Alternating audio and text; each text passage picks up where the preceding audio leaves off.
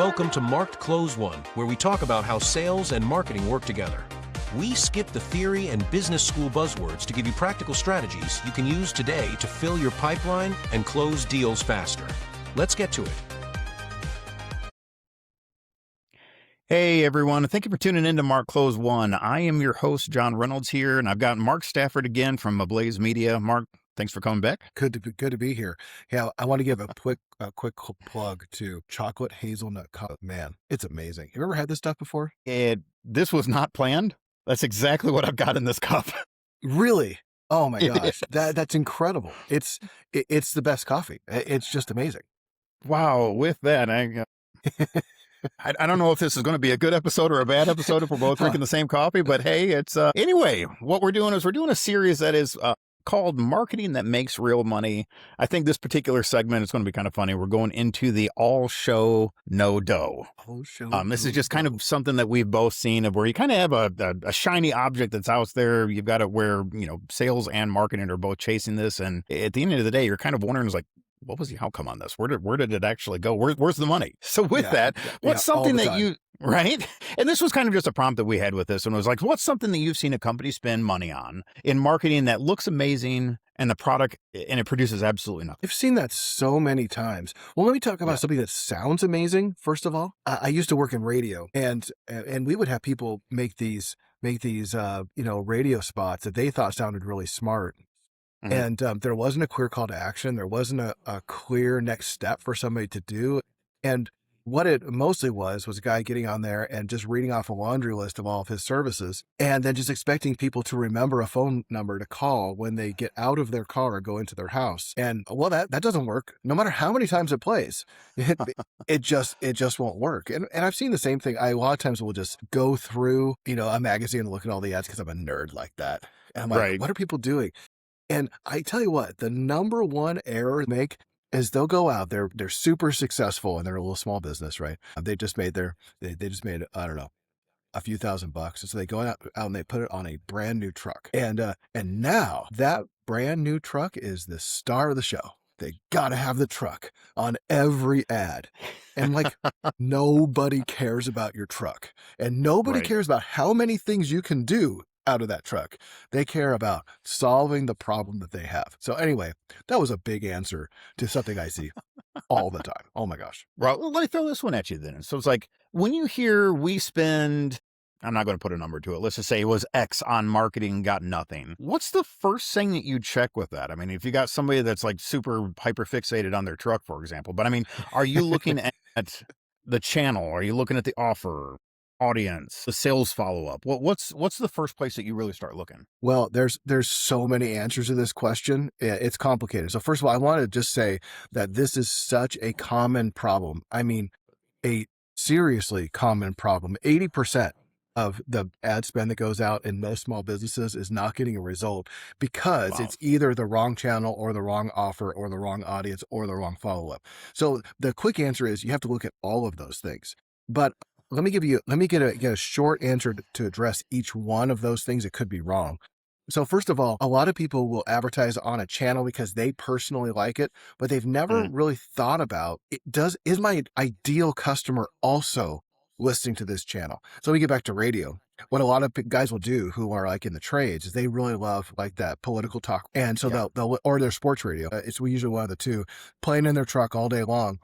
But if they're doing home renovations, their ideal client might actually be, a woman who's listening to the soft rock station, but they're putting all their ad buy into the political talk radio. And those aren't the people that buy. They're just basically marketing to themselves. They're using a marketing channel because it's something that they like, not because it's something that converts. So you have to make sure you know who your target audience is and that you then traffic in the arena that they're sitting in and not in one that you like. There's a classic market premise that if you don't identify your target market, you always market to yourself. You always just do the things that you like rather than thinking about the things that your audience likes. Sometimes the offer, there's not a clear call to action with the ad. People just think that if I brag about who I am, like I'm just talking about myself at the party the whole time. And Your truck. everybody like, you're so amazing. I can't believe that you do all these things. You know, do you, they're like, do you put in flooring? Oh my gosh. Do you put in cabinets too? Oh, wow. Do you paint? You paint. It's amazing. How can this human have so much talent? So many things that you do. Do you have a list somewhere where you list out all the things that you do? I just can't wait to read it. And that's just not how And you have marketing time works. on your calendar for me? That's not how it works. Nobody cares about that. They have a Right. problem. They want you to solve it. So you have to have an offer that addresses a problem that people have and show that you are the expert in solving that problem. And plain and simple, you know, marketing is really about educating as much as it is about bragging. Matter of fact, bragging doesn't really ever work. So the offer could be it. I've already talked about the audience a little bit, but this last piece is really key.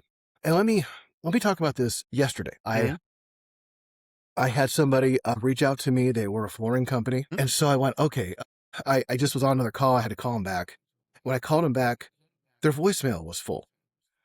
Like, if I was a paying client, if I had $100,000 in my pocket right now to put new floors in my commercial building, and I called your number and it didn't even have a voicemail, I'm going to the next company. They just lost $100,000 sale because they didn't bother to either have a voicemail account that has some room on it, or maybe program an AI agent. That's not that expensive to do that, or hire answering service. Answering service might be $100 or $200 a month. It's just not that expensive to have somebody answer your phone.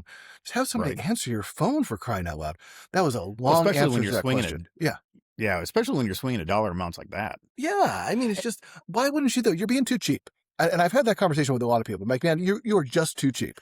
I'm sorry. You're killing your business because you're cheap. Well, in regards to the audience one, with how you hit that, you taught me a lot of stuff, because from the sales end, I'm going to speak to whoever's in front of me. I'm going to, train and educate and discover and all that, pitch my product. I'll have a probability of closing a deal. But the one that I liked that I learned from you was, especially from like the blue collar field, you're not usually targeting the owner in that particular instance, because they're usually in a truck, they're, under a sink or whatever it is. That's right. You're targeting the office manager that is That's one that's really the one that's handling all the operations. But dive into that one a little bit, if you would, Mark, because I thought that was kind of fascinating when we started discussing it. Yeah, well, in a lot of construction companies or home service companies, the office manager is the smartest person in the company, and it's usually a she, but he or she usually is the one that's making all those decisions, and so she's usually the decision maker, and she's the greatest influencer on those decisions. And so you have to understand that it's actually not the owner. He's, in most cases, especially when it's like, the guy is a plumber and he's still out there in the field doing the work. He's just overwhelmed with a number of things that he has to do. He's not thinking about his office work. Now, it's different if it's a company run by an actual CEO who is it never has a wrench. He never gets dirt on his shirt. He's actually running the company. Then he might actually be the person who we need to talk to. But I would say, I'm just going to make up a number. How about I just make up numbers? 80% of the time when I'm dealing with a home services company, the owner of the company is actually still out in the field doing the work. Well, and it's just kind of interesting from that regard. I mean, again, the audience is going to be per vertical, per market, whatever you're actually trying to target. That's right. But you got to also understand of like, who is the actual decision maker in that particular environment. Right. But let me throw another one at you as well on this, Mark. So where do you see businesses overpay the most? I mean, if we were kind of already talking about it from channel and audience and stuff, but let's do the adverse to that one. Do you see it where are they spending on ads, agencies, video production, software, or whatever it is on the back end, events? Where do you see that typically like that biggest leak? I have to admit that up in Prescott, I used to, do a lot of marketing in this little town called Prescott, Northern Arizona. There was this one HVAC company that they had put together a superhero called the Moyer Man. And so they would show I kid you not, I wish I was making this up. Somebody would call on the phone, they'd show the front desk person saying, Moyer Air, how can I help you? Air conditioning problem. They're like, it's time to call the Moyer Man. And like one of their technicians dressed up in a cape, and he's like flying out to his truck, and they're driving real fast, and the whole crew with all of their trucks, because again, they love their trucks. They're showing all the trucks lined up. And he's like, I'm here. I am ready to solve your HVAC problems.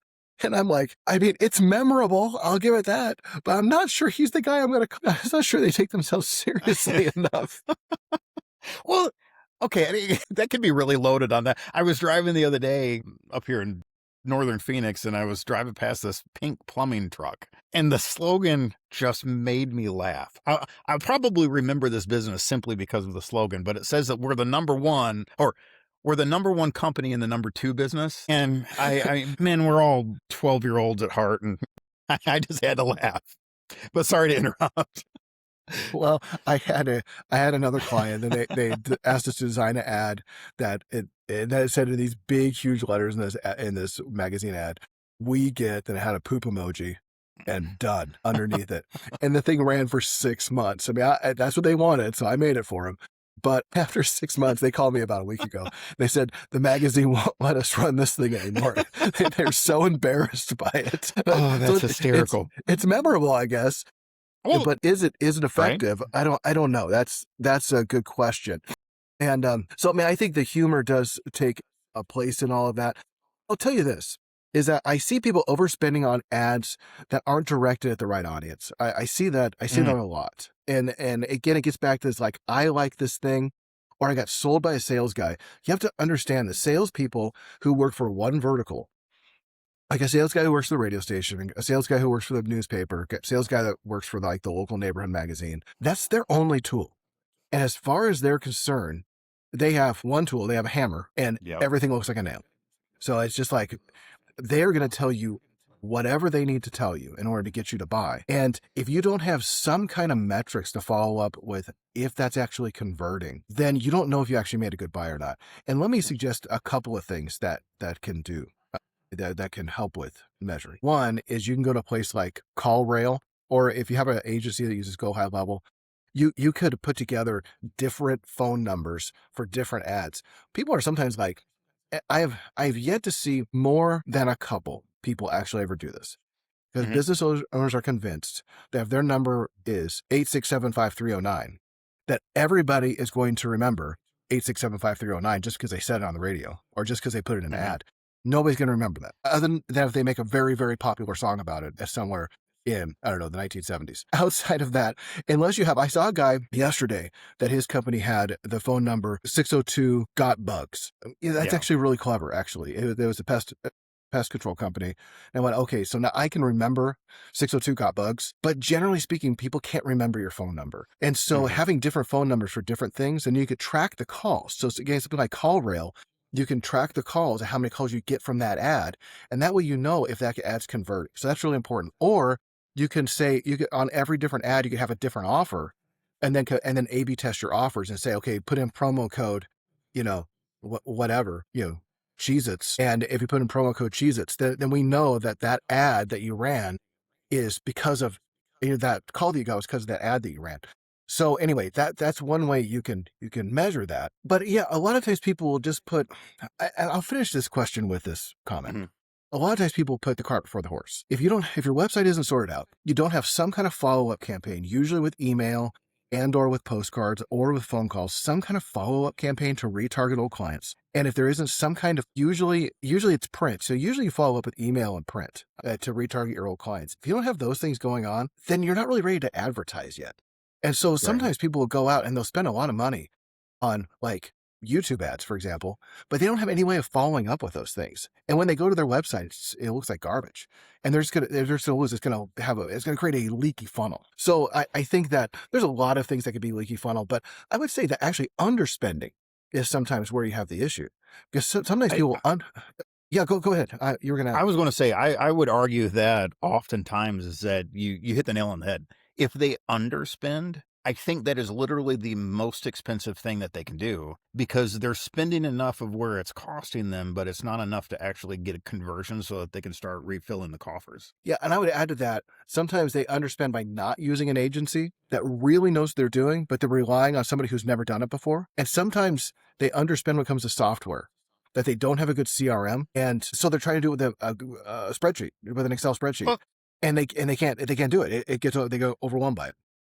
That's a good lead into the next question that I had for you on this one. So, I mean, pausing that for 2 seconds, how do you tell the difference between, this is too expensive, and then this is an investment, and we're just not patient enough with it. How do you wrestle that? Yeah, it's a really good question, because this is too expensive and this is an investment we have to wait for, sometimes can look really similar. And I would say, first of all, having somebody on your team that understands the difference between this is a waste of money and this is an investment is really Yeah. helpful. And can we really talk about that, the extent of that on a podcast? I mean, that really is somebody who's an expert at sales and marketing who's on your team. Again, that's kind of where you have the problem of underspending with an agency, because a lot of times an agency could take a look at something and be like, oh yeah, you're definitely spending your money in the wrong spot. You should be, and this thing isn't converting the way it should at this point. So there's kind of different metrics. So I would say that, first of all, just in general, pay-per-click should convert pretty quickly. Yeah. And if it doesn't convert really in the first 30 to 60 days, if you're just not seeing leads start to come in, like at least calls coming in and some traffic coming in, there's not at least vanity metrics happening pretty quick, then probably you got something wrong and it needs to be addressed. Or maybe it's just that you're not the kind of company that does well with pay-per-click ads. SEO always takes a while to cook. And so with SEO, you have to be patient for 6 months, but you have to know that you have a team that isn't just taking your money, that they know what they're doing. And that's the tough thing about SEO, is that there's a lot of people out there that say that they're doing SEO and they're just taking your money. They know it takes a few months to work. They're just taking your money and say, oh yeah, we're definitely doing it in the background. And you just like handing them a few $1,000s. There are other people that it's going to cost money. If somebody's doing it right, it's going to cost money, but they should be able to show you, here are all the things that we're doing in order to make that happen. And they should have a strategy that makes a lot of sense, and that you can actually see things getting executed along the way. Right. But I would say that one last thought on that. I had a conversation with a guy just yesterday, and he has a product nobody's ever heard of before. It's a new product. He is an entrepreneur launching a brand new product that people don't know that they need until they see the product, right? No matter how much he puts into SEO for a product nobody's heard of before, it's probably not going to work. He's going to have to show them the product rather than expecting people to search for his product. So again, why you probably need an agency involved. Right. Well, you mentioned vanity metrics. So it's like, what metrics do you consider vanity metrics? And are these something that like clients obsess over? What's the situation that you normally see there? Website visits are probably the biggest vanity metric. And if you have an ad and they're like, well, it caused 10,000 people to visit your website, that's not enough of a metric. We need to see if they visit the website, and we need to see how long they were on that website. Did they search around the website? Did they actually call as a result of it visiting the website? And I'll say this much about it. A website visit doesn't equal a sale. I don't care if 100 million people visit my website. I don't really care. I care, are they actually calling me as a result of it? If that's not the case, they need to find somebody who's an expert to do what we call conversion rate optimization, to look at your website and just see if the user interface is something that actually will help with conversions. But sorry, I got a little bit of a cold today, so I'm so sorry if I'm hacking and coughing into the microphone. It's terrible that way. There's one tool I wanted to mention. Actually, there's two tools, but the one that's probably most popular is Microsoft Clarity, and the second most popular one is called Hotjar, and that's not as popular these days. Microsoft Clarity is probably the most popular one, and with it, every so many visitors, it'll take a recording of how they've interacted with your site, and you could see exactly how they're navigating it and what they're doing, how they're scrolling, what they're clicking on. And that's really helpful if you have a site that you're wondering why it's not converting. You can actually watch somebody's experience and be like, oh, okay, I see where they're going. And is it where you want them to go? It's free. Microsoft's just like, here you go. Here's this gift for you. So there's just one little tip for you. Rounding out this segment, because we also had this conversation in our last episode, but so we had the vanity metrics. What are the metrics that are non-negotiables? My personal opinion is I feel like they're all the ones that go through the sales funnel and progress to closing. But do you have any other change on that one? Yeah. I mean, it's got to turn into close sales, right? I mean, so it has to turn into phone calls or into fill forms. Forms and phones. If it doesn't turn into forms and phones, everything else doesn't really matter. Well, we're all human on this one. How about I'm going to throw you under the bus on this side. Have you ever built something of where like you were proud of it from like a creative standpoint, but it did hot garbage? I mean, there was actually like no connection to revenue with this. I have this long story, but I won't tell the whole thing. How about the highlights? Highlight. Okay, John, one day I made the world's most beautiful shed website. It was for sheds. It was for premier sheds. this was not anything I was expecting you to go. Okay. So we've got a shed website. So here's the thing, man. I can kill it with a shed website. Man, it was just, man, beautiful pictures of sheds and beautiful landscaping around these sheds and it's inside the shed and outside the shed. And it was like all the dimensions of the sheds and SEO for the sheds. And it was like sheds like crazy, right? And I think hundreds of sheds. It took me forever to build this site. I way underbid it. And it was a monstrous job, but every single page had a new shed on it. And I got done with this thing. I'd made the logo for them. I'd done all the branding for them. And I got done with this thing. I'm like, dang, this is a beautiful shed website. I'm very proud of myself. Well, my big mistake is that I didn't put anything in the background to collect leads. I just made him a shed website, nor did I do anything to promote this shed website. And so somebody else came in several months later and offered them a package where they would rebuild the shed website. And I want you to know it was not as beautiful as the one that I made. And, but they put an engine in the background to collect leads and help them with their sales funnel. And I lost the job because ultimately a website that's just beautiful but doesn't collect leads just doesn't really make sales, unfortunately. No, that makes perfect sense. It was so beautiful. It was just well, I'm glad that you had a gorgeous solid shed site. If listeners are out there and they want to have my shed site that's so beautiful, I have it saved in my computer. It's yours. I don't know if they would, but maybe. Maybe now I can make the shed site with a little engine back behind it to help with sales, There we go. Yeah. We and then they can have the both. They can have both things. Right. I made a really beautiful website about, gravel too. I still have that one. And man, it's the most glorious piles of gravel you ever saw. Man, we did fancy photography. We flew a drone at one point and it's like piles of gravel. So, hey, if that's who hires you, that's who you work for. I like it. All right. Well, now let me ask you this, Jonathan. So, okay, let's say the leads are, I'm saying that, so the leads are good. They're coming in, man. I'm killing it, man, right? I'm getting the leads in the door. And the sales department, they're kind of not so sure about that. Like, how does the sales department say to the marketing department whether or not their leads are good or whether they're just junk leads? Yeah, it's a loaded question. And I think it has a lot of variables on that one is the way I would say that, Mark. Where I think I would start is, are all of the salespeople having the exact same problem? Because if you can quantify it that they're all having the same problem, it's more than likely further up the funnel in that particular perspective. And so from the marketing end, this is kind of something that you've talked about. We might be, mistargeting the ideal persona. We might be going after that blue collar owner versus the office manager that's actually running the shop.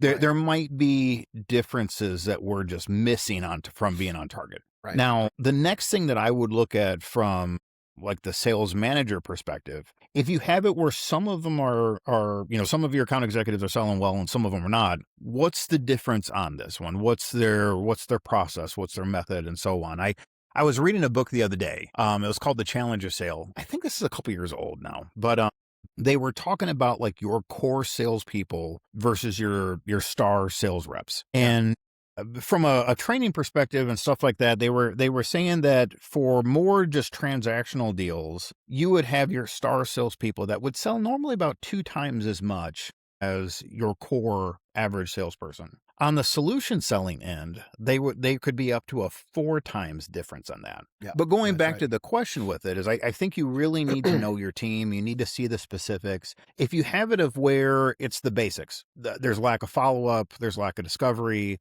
there's a lack of really kind of digging into providing a solution. Do they know the service product that you're selling?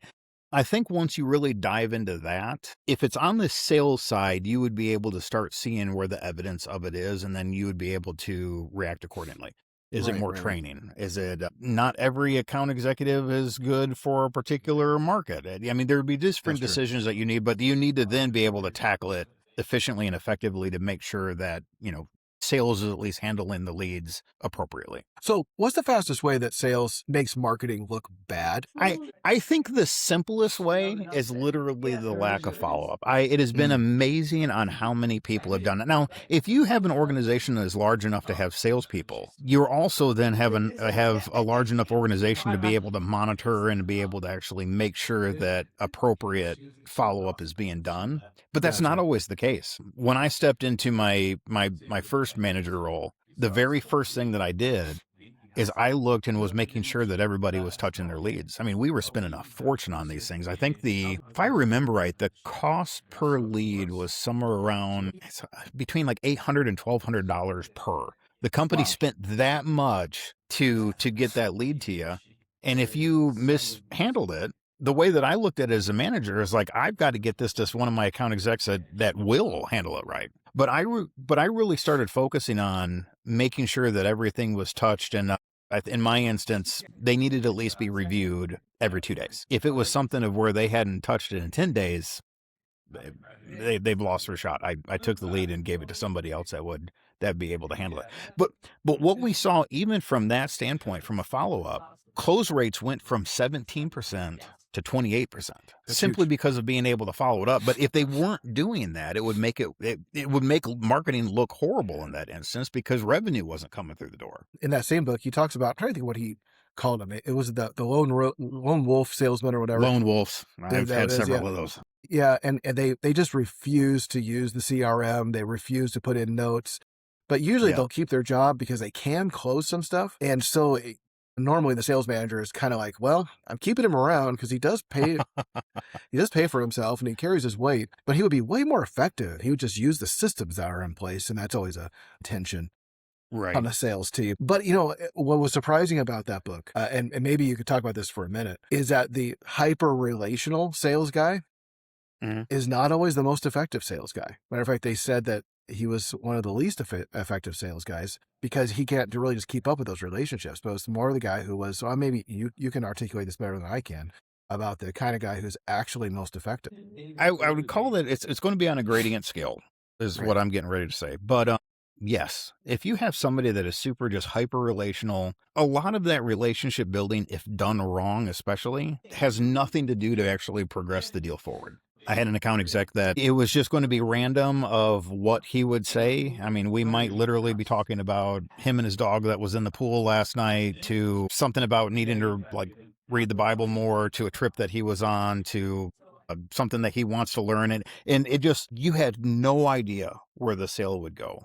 But he was super relational because he just wanted to talk and be friends with the people. He was just a big Labrador. But the problem with it is it didn't progress through the discovery, didn't progress through the customer need and being able to build out those additional use cases and stuff. And his sales results showed it. The other thing I would say is kind of paired along with this oftentimes, if you've got somebody that's super relational, and then they also have discount capabilities, they're going to befriend the prospect, and then they'll negotiate against themselves and will finally just result on giving the prospect the largest discount that they can have. I've had a couple account executives there where literally every deal that they close had a promo on it because they somehow talked themselves into it and the customer never even asked. But you need to be you got to be very tactical when it comes to that one. Relationship building is a good part of salesmanship because you're just able to, it's almost like you're able to move from across the table to shoulder with that person working on the project with them. But you also need to understand that you're the one that's there that's progressing it. And as long as you as an account executive really believe that the service or the product or whatever it is that you're providing is worth the value, you need to understand that you're devaluing it if you offer a discount, especially if you offer it too early. That's good. A good insight. That's good insight. Right. And so now I had this customer once that I was building this. It was a pay-per-click and SEO, system for him. One of the earliest ones I did, in fact, and it worked for him very, very well. He was living in this rural community that had a lot of construction that was going on, a lot of remodeling, kind of older houses, and part of this community, a lot of people were moving in from out of town and wanting to renovate these older homes. A desirable place to live. And I remember I called him at one point and I went to voicemail. And then I talked to him about it later. I said, look, you're spending all of this money on your on your pay-per-click and on your SEO. You're doing all this work on social media, and yet when you answer the phone, nobody's picking up. He goes, well, I just get to people in 24 hours. As long as I get to them in 24 hours, it's fine. Well, he's not the only contractor in town. And so, like, like, what would you say to somebody like that? It's just like, well, as long as I get to him in 24 hours, it'll be okay. Yeah, the prospect's not going to wait for you and wait for, when is a good time for you. If they're in the midst of looking for your product or service, you need to be as readily available as possible. And these one of those things where, in regards to like the tools that you offer and stuff on that one, Mark, I think is where it's a big benefit. Even if, was it no answer text back or something like that, of where if you miss a call. Missed call text back, yeah. That's what it is. But even just having that capability of where if I'm reaching out to you for your service, I can't get a hold of you, but I immediately get a text back of saying, hey, sorry, I missed your call.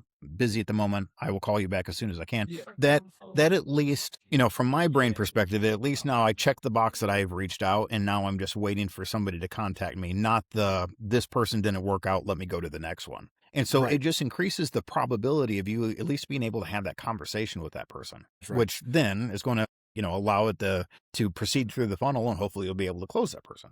But if you don't even have the general basics in place, if you don't have a strong follow-up, or, you think that the customer is going to get back with you when you're waiting for something, you're not going to pursue it, you have got to be that squeaky wheel until they say go away. Right, now, obviously, the follow-up the follow-up times are going to be different. I mean, from an SMB, from a product that's kind of out of the box, those are pretty quick. When we would see that, like our close rates, they would peak in two different places. So if they didn't use a trial, it would be 21 days. If they did use a trial, it would be 45. But I knew that was the case. But I was also selling to, Fortune 100 companies. I was selling to, federal government entities and stuff. And I knew that those would be a far slower process. And then you have to have an appropriate follow-up for that one as well. But that's something that we can go into further, down the line. But this particular question, follow-up is ridiculously important, because if you are not the one that's actively pursuing, the prospect is just going elsewhere. That's right. Well, so if you had to pick one or the other, fewer leads with higher intent or more leads with kind of a mixed quality of those leads, which one gives you more revenue? And why is that the fact? Well, in a strong salesperson perspective, its answer is it depends. There's a lot of options when it comes to that one. I think I would want to say fewer leads, higher intent is my go-to, but I would also look at it from, if you've got a company that has, lower offerings or something like that, of where you could re-engage the prospect if it wasn't going to be for your flagship item. I think in that particular instance, probably more leads would actually to revert to more revenue, because you have different methods of being able to engage. And it's also, if you have it where they're going at those lower ticket products, you're also building out, your lukewarm lead gen capabilities later on. It's one of those where they might just not need your flagship service now. They can get this, but now you've got all their contact information. You're already starting to build credibility, and you can retarget later on. So I think it really depends. It's probably going to be mostly based off of the particular market that person is in, but you need to keep that in mind. Do you need to have more high intent leads and have fewer of them? Or is it better to kind of maybe not shotgun specifically, but allow that aperture to open it up a little bit more, just so you're getting more leads in the funnel, so that there's different, product offerings that you can promote? Hey, say this. I had this guy say to me earlier this week. He said, people are liars and they're greedy. And of course. And he's on every sales call. You have to know that. They're liars. So first of all, they will tell you that they have less money than they actually have, and they're greedy, and that they don't ever want to let it go. He's like, but there's usually, like, and I think about that with a mixed quality, a quote unquote mixed quality lead, that sometimes they have more than they're letting on. They just don't want to let the money, because they want to keep it for themselves. I don't know. How would you respond? I mean, you obviously right away said, well, yeah, absolutely. Well, it's the truth on this one. And I think that's the reason why, from especially like a solution selling capability, we were already talking about that book of where your star execs can usually close about 4 times versus what your core execs would be able to do. And I would say the major differentiation on that one is you're teaching the prospect. What you're doing is you're really kind of building out the use case of what your solution can truly provide. You might be able to find additional use cases, some of those ancillary stuff that they knew was coming down the pipe, but was not just the main set of focus.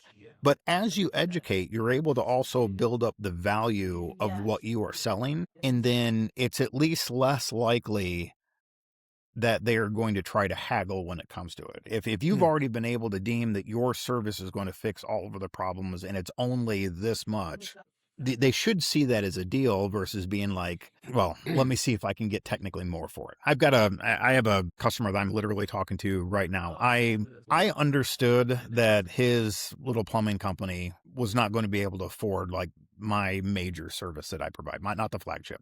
So what I did is I actually built a lesser plan out, and I was assuming that this was going to be, it was going to fit well for him. It was within the budget they provided. Sent over the quote, and as soon as I send it, now they want to haggle on pricing. Well, I've already stripped out the vast majority of the cost. I also stripped out the vast majority of the effort on my side to it, but it was one of those of where it was still very worth the value.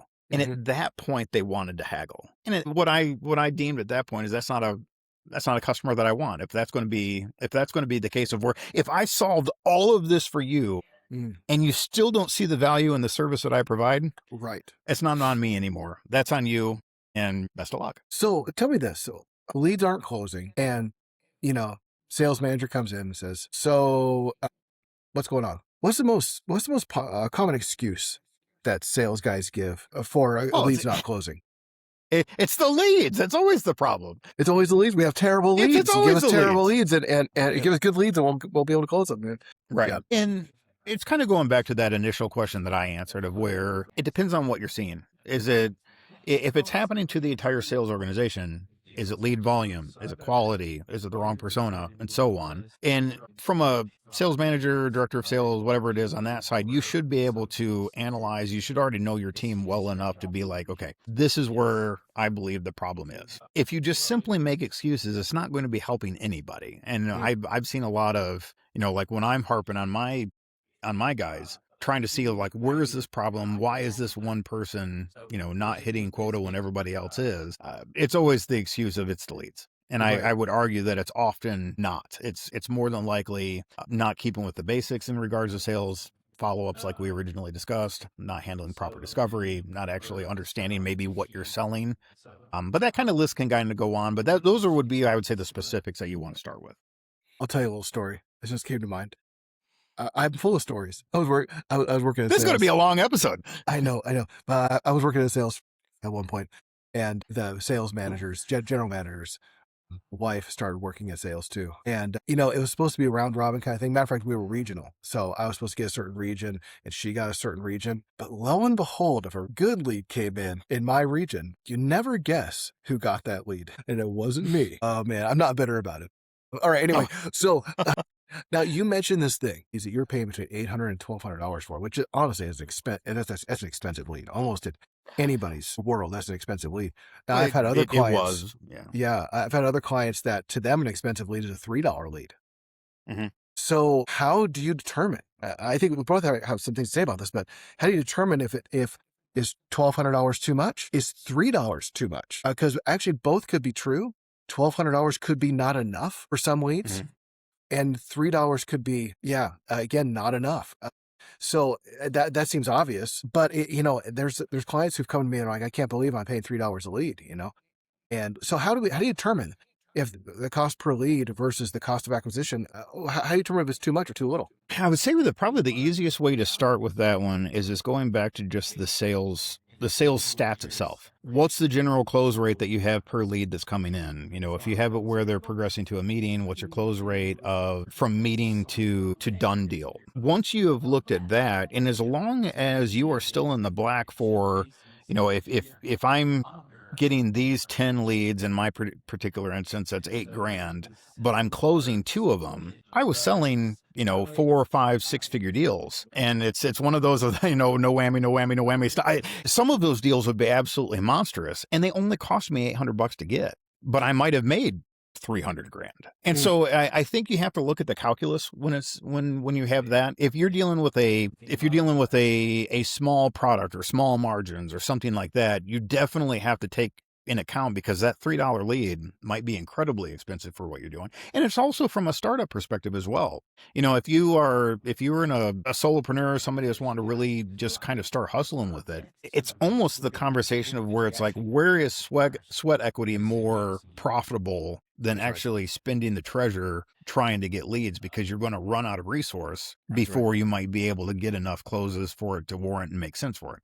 But that's kind of a long story on that one. That might be something that we could hit with another episode on that one, Mark. Leave off with this, is that if marketing spend isn't tied to a clear offer and that clear follow-up process, you're basically buying a lottery ticket. So what do you mean by that? You're buying a lottery ticket? Explain that.